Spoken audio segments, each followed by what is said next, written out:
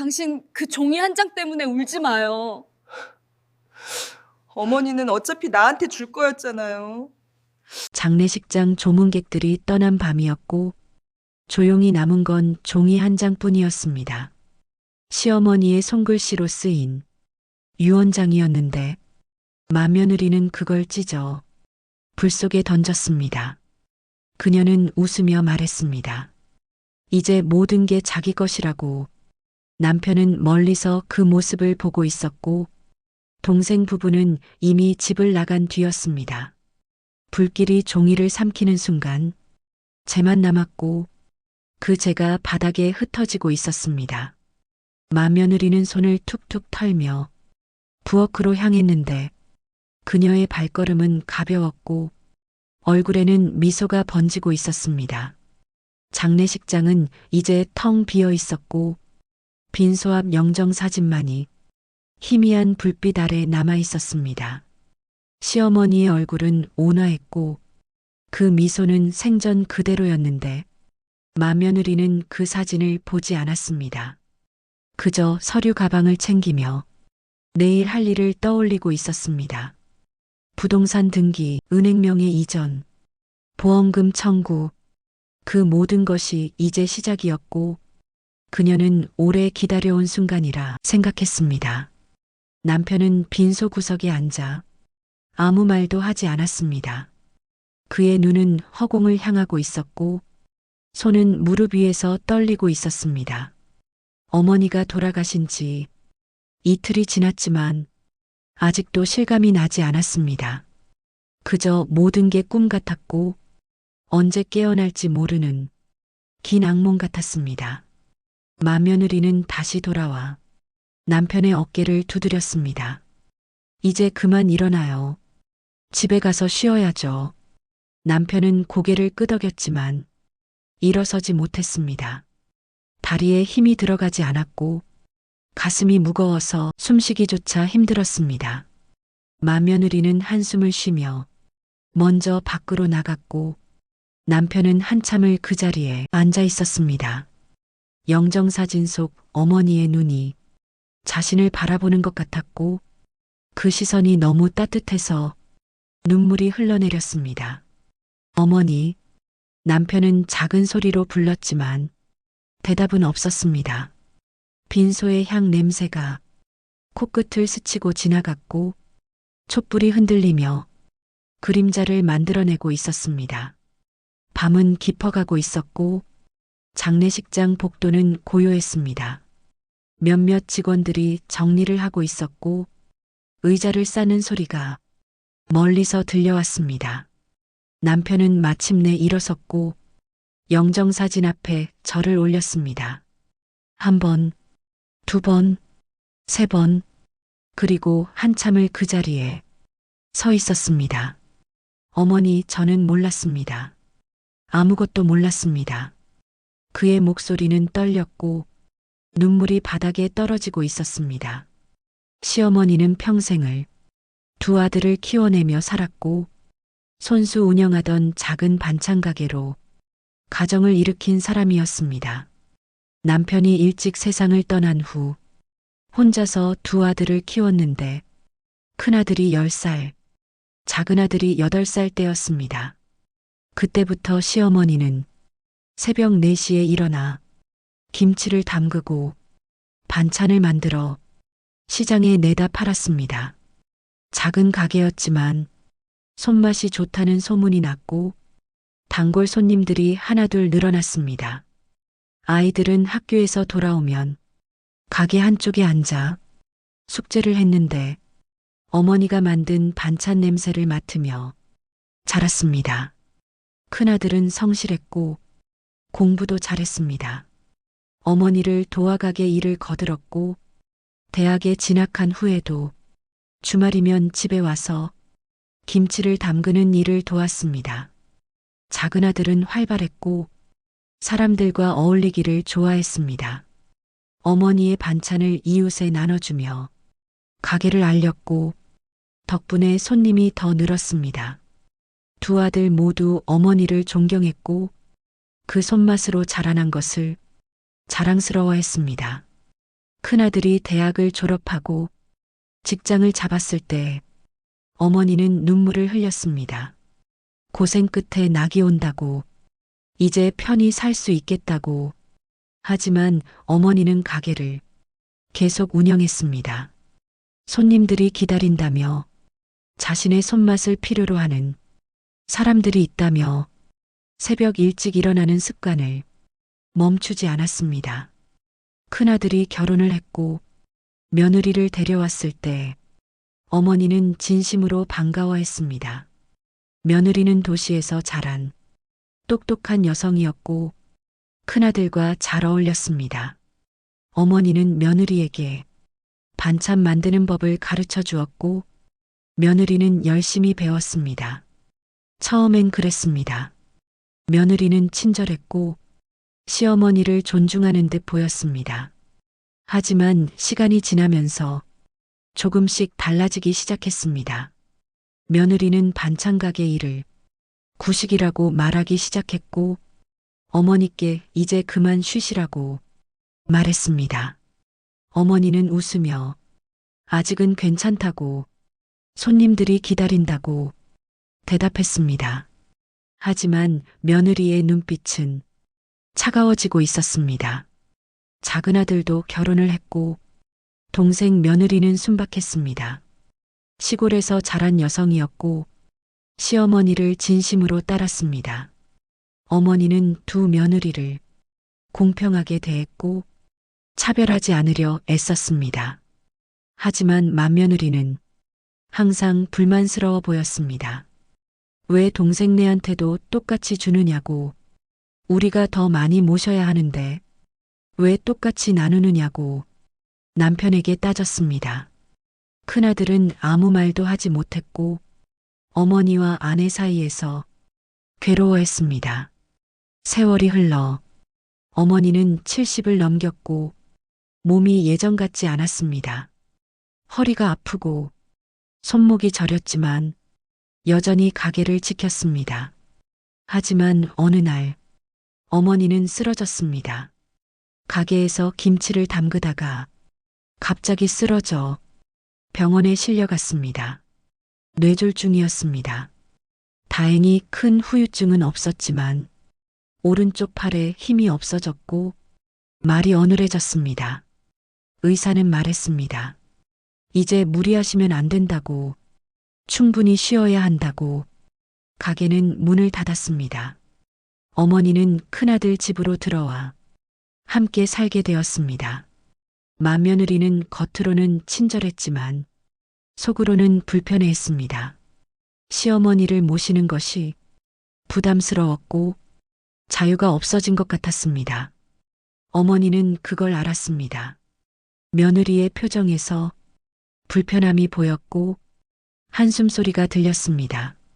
어머니는 최대한 조용히 지냈고 방에서 나오지 않으려 했습니다. 하지만 그럴수록 며느리의 불만은 커졌습니다. 몇 달이 지나고 맏며느리는 남편에게 말했습니다. 요양원을 알아보자고. 어머니를 계속 집에 모시기는 힘들다고. 남편은 거절했습니다. 어머니를 요양원에 보낼 수 없다고, 자신이 모시겠다고. 하지만 며느리는 포기하지 않았습니다. 매일같이 요양원 이야기를 꺼냈고 병원비가 얼마나 드는지, 생활비가 얼마나 부족한지 계속 말했습니다. 어느 날 며느리는 어머니 앞에서 말했습니다. 어머니, 요양원이 더 편하실 거예요. 전문 간호사들이 계시고 친구들도 만나실 수 있어요. 어머니는 고개를 끄덕였습니다. 알겠다고, 며느리가 편한 게 좋다고 조용히 말했습니다. 며느리는 그 말을 듣고 안도했습니다. 드디어 부담에서 벗어날 수 있다고 생각했습니다. 하지만 요양원 계약을 하러 가는 길에 며느리는 다른 말을 꺼냈습니다. 어머니 재산 정리를 해야 해요. 가게 건물도 있고 예금도 있잖아요. 이제 정리할 때예요. 어머니는 창밖을 바라보며 대답하지 않았습니다. 며느리는 계속 말했습니다. 우리가 어머니를 모시는 거니까 당연히 우리 명의로 해야죠. 동생은 아무것도 안 했잖아요. 어머니는 여전히 침묵했고 차는 요양원이 아닌 법무사 사무실 앞에 섰습니다. 며느리는 어머니를 부축해 사무실로 들어갔고 서류를 꺼내 보여줬습니다. 제3명의 이전 동의서였습니다. 여기 도장만 찍으시면 돼요. 간단해요. 며느리는 웃으며 말했고 도장을 어머니 손에 쥐어줬습니다. 어머니는 서류를 바라봤습니다. 글씨가 흐릿하게 보였지만 내용은 알 수 있었습니다. 모든 재산을 큰아들 명의로 이전한다는 내용이었습니다. 어머니는 도장을 내려놓았습니다. 며느리의 얼굴이 굳었고 왜 안 찍으시냐고 물었습니다. 어머니는 작은 목소리로 말했습니다. 생각할 시간을 달라고. 며느리는 한숨을 쉬었습니다. 그날 밤 어머니는 작은아들에게 전화를 걸었습니다. 작은아들은 놀라며 물었습니다. 무슨 일이냐고. 어머니는 그날 있었던 일을 조용히 말했습니다. 작은아들은 분노했습니다. 형수가 어떻게 그럴 수 있느냐고. 당장 가겠다고 말했습니다. 하지만 어머니는 말렸습니다. 괜찮다고. 자신이 알아서 하겠다고. 그날 밤 어머니는 오래된 공책을 꺼냈습니다. 거기에 조용히 글을 쓰기 시작했습니다. 떨리는 손으로 한자 한자 적어 내려갔습니다. 그것은 유언이었습니다. 승. 며칠 후 어머니는 혼자 법무사 사무실을 찾았습니다. 택시를 타고 갔고 비용이 아까웠지만 이 일만은 혼자 해야 했습니다. 법무사는 어머니를 맞이하며 무슨 일로 오셨느냐고 물었습니다. 어머니는 떨리는 손으로 공책을 꺼내 보여줬습니다. 유언공증을 하고 싶다고 조용히 말했습니다. 법무사는 공책을 읽었고 고개를 끄덕였습니다. 내용을 확인했고 정말 이대로 하시겠느냐고 다시 한번 물었습니다. 어머니는 고개를 끄덕였습니다. 네, 이대로 해주세요. 법무사는 정식 서류를 작성했고 어머니는 그 자리에서 서명을 했습니다. 도장을 찍었고 지문을 날인했습니다. 모든 절차가 끝났습니다. 법무사는 말했습니다. 이 유언장은 법적 효력이 있고 공증이 완료되었으니 누구도 번복할 수 없다고. 어머니는 고맙다고 말하며 봉투 하나를 받았습니다. 거기엔 유언공증서 사본이 들어 있었습니다.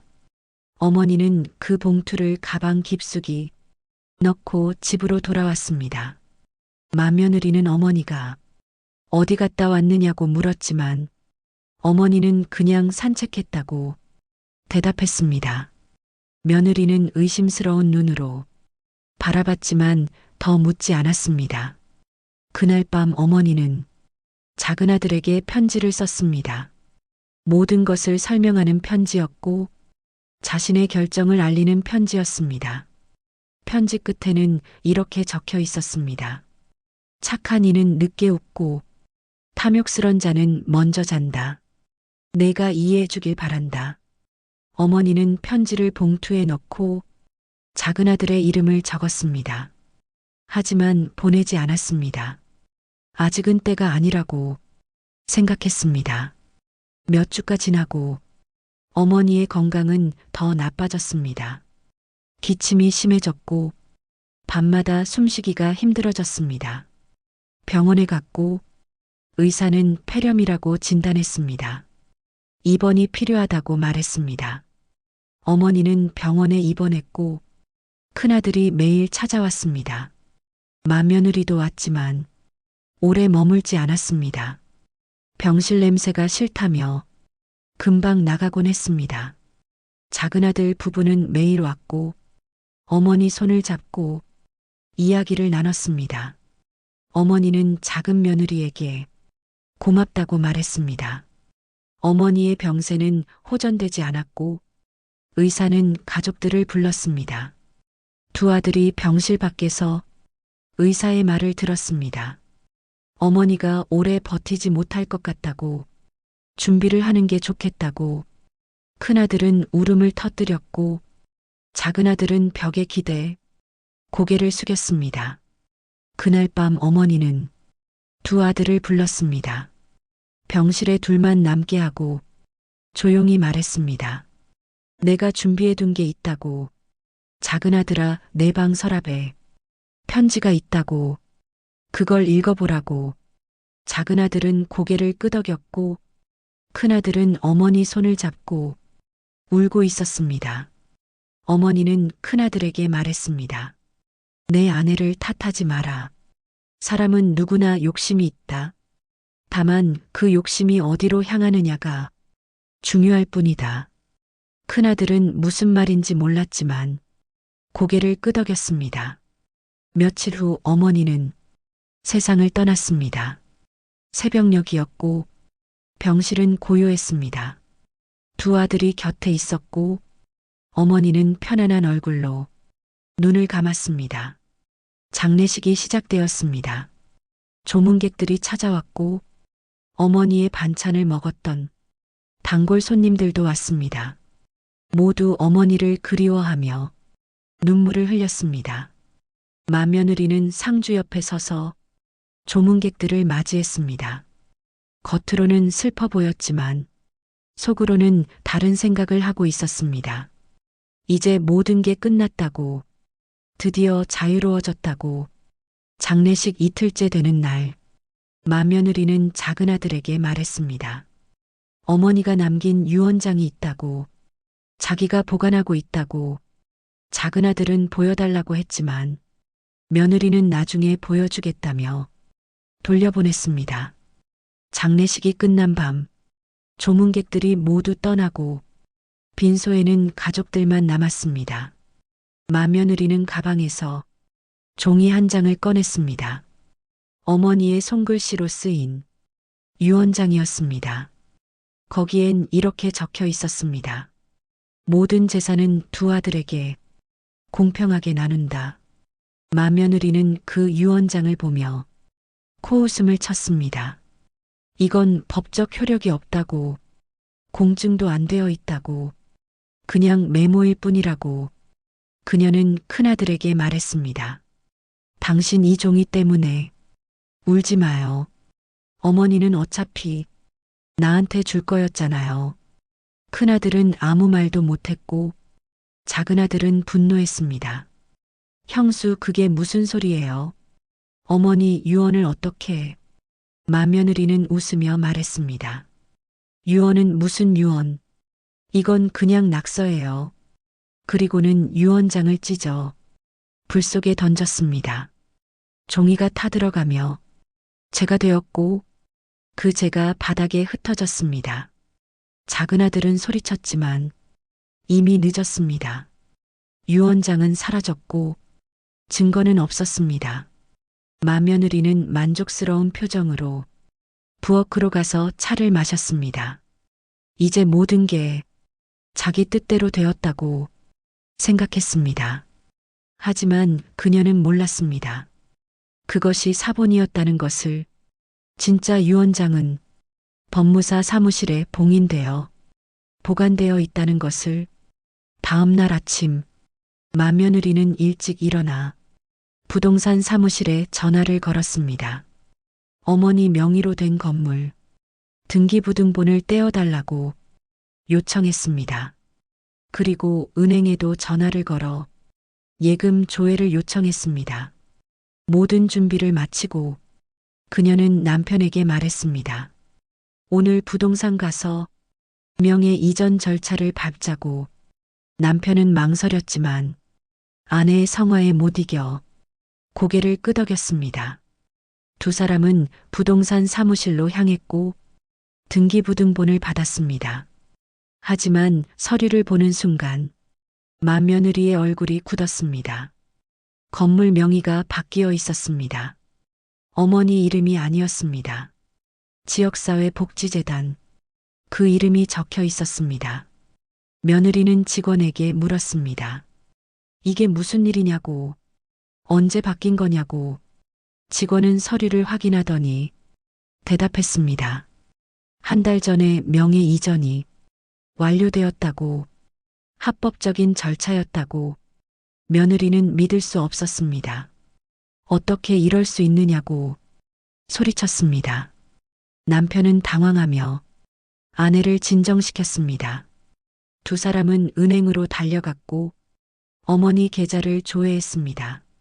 하지만 거기도 마찬가지였습니다. 모든 예금이 인출되어 재단으로 이전되어 있었습니다.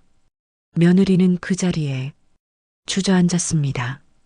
이럴 수가 없다고, 이건 사기라고 소리쳤습니다. 은행 직원은 서류를 보여주며 설명했습니다.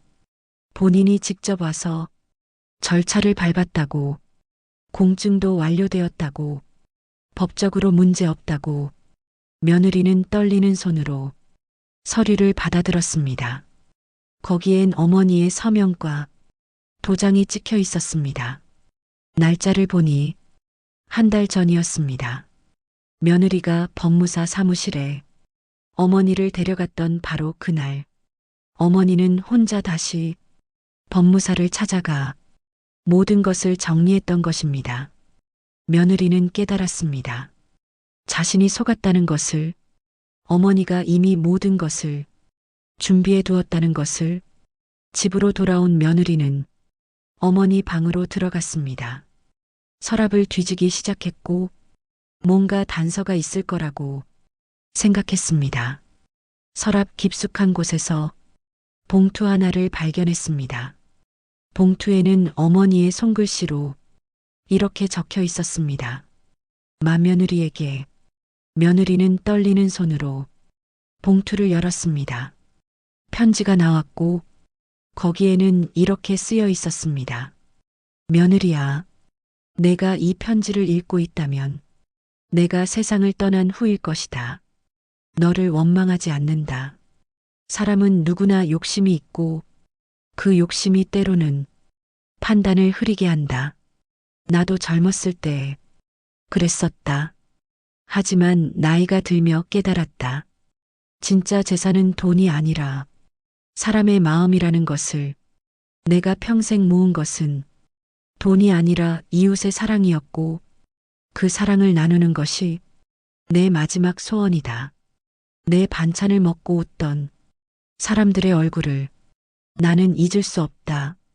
그들에게 마지막으로 무언가를 남기고 싶었다. 내가 이해하지 못할 것을 나는 안다. 하지만 언젠가는 알게 될 것이다. 사람의 손이 아닌 마음이 남는다는 것을. 착한 이는 늦게 웃는다. 그 말을 기억하거라. 며느리는 편지를 읽으며 눈물이 흘러내렸습니다. 처음에는 분노의 눈물이었지만 점점 다른 감정으로 변했습니다. 부끄러움이었고 후회였습니다. 그날 밤 며느리는 아무것도 먹지 못했습니다.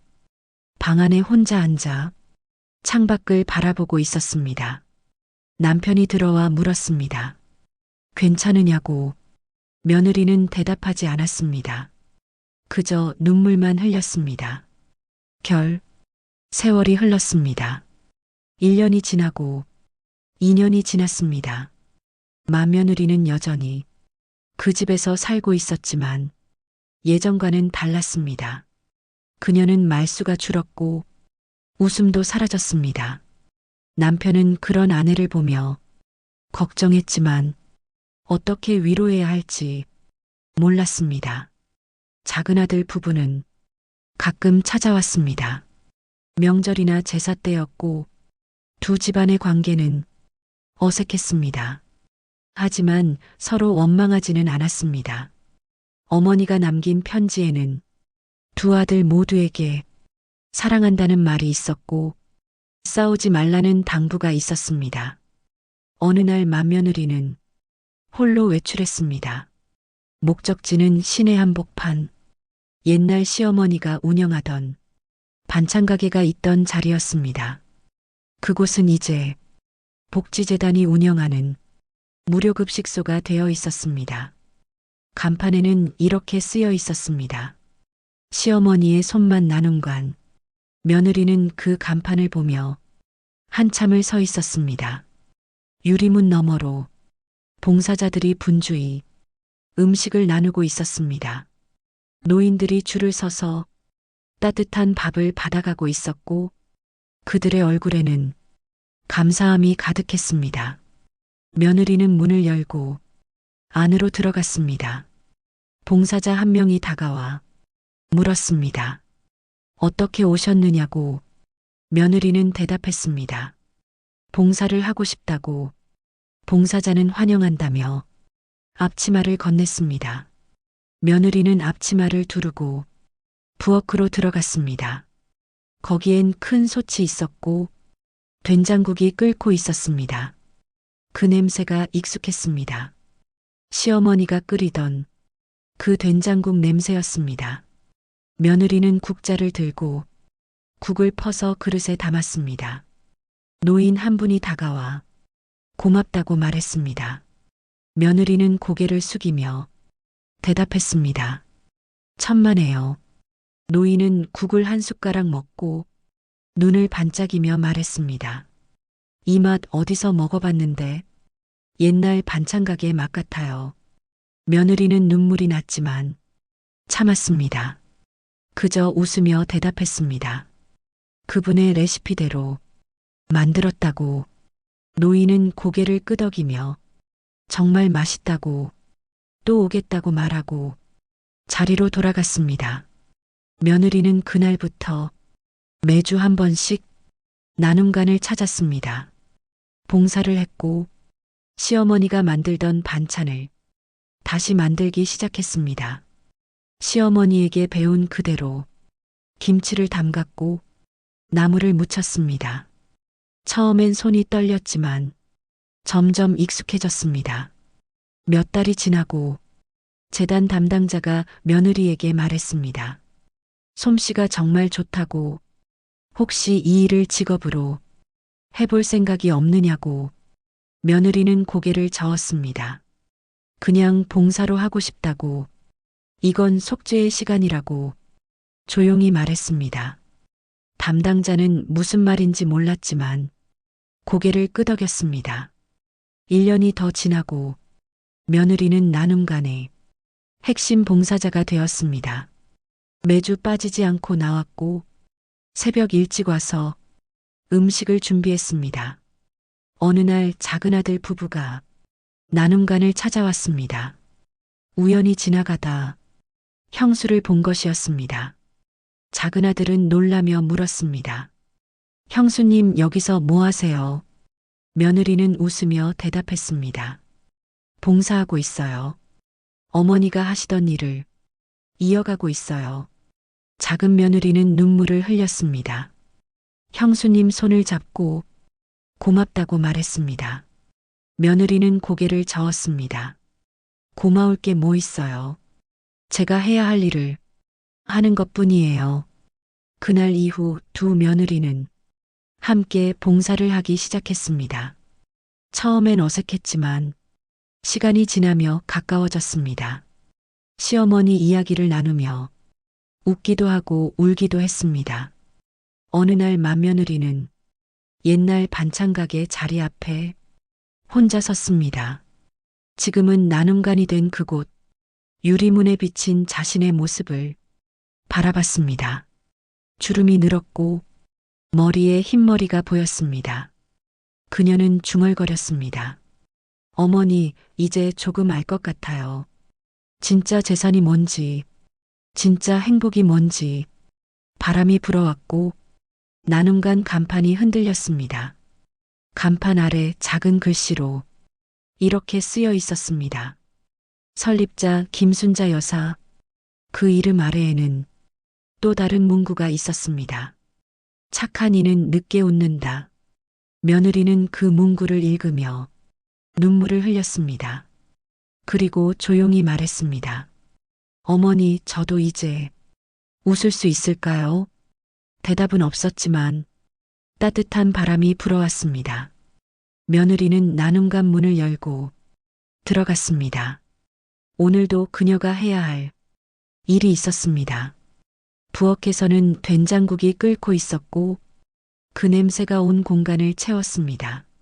시어머니의 손맛, 그 맛을 기억하는 사람들이 오늘도 찾아올 것이었습니다. 며느리는 앞치마를 두르고 조용히 일을 시작했습니다. 김치를 썰고 나물을 무치고 국을 저으며 그녀는 생각했습니다.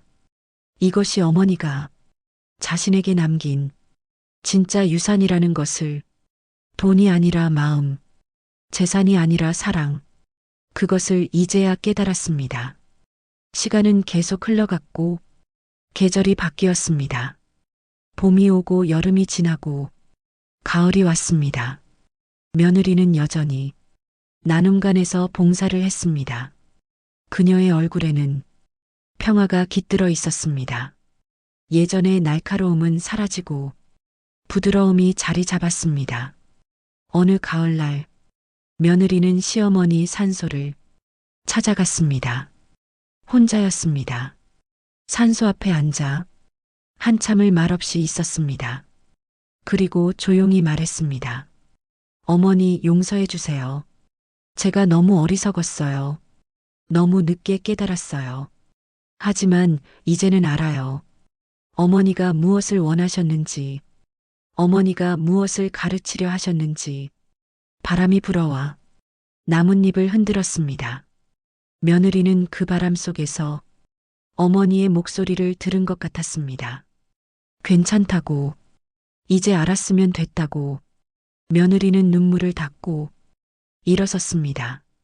산을 내려오는 길, 하늘이 맑았고 햇살이 따뜻했습니다. 며느리는 걸으며 생각했습니다. 이제 자신도 누군가에게 따뜻한 손을 내밀 수 있게 되었다고, 그것이 어머니가 바라던 모습일 거라고. 도시로 돌아온 며느리는 나눔관으로 향했습니다. 오늘도 배고픈 사람들이 기다리고 있었습니다.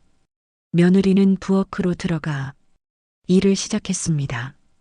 그녀의 손이 익숙하게 움직였고 음식이 하나둘 완성되었습니다.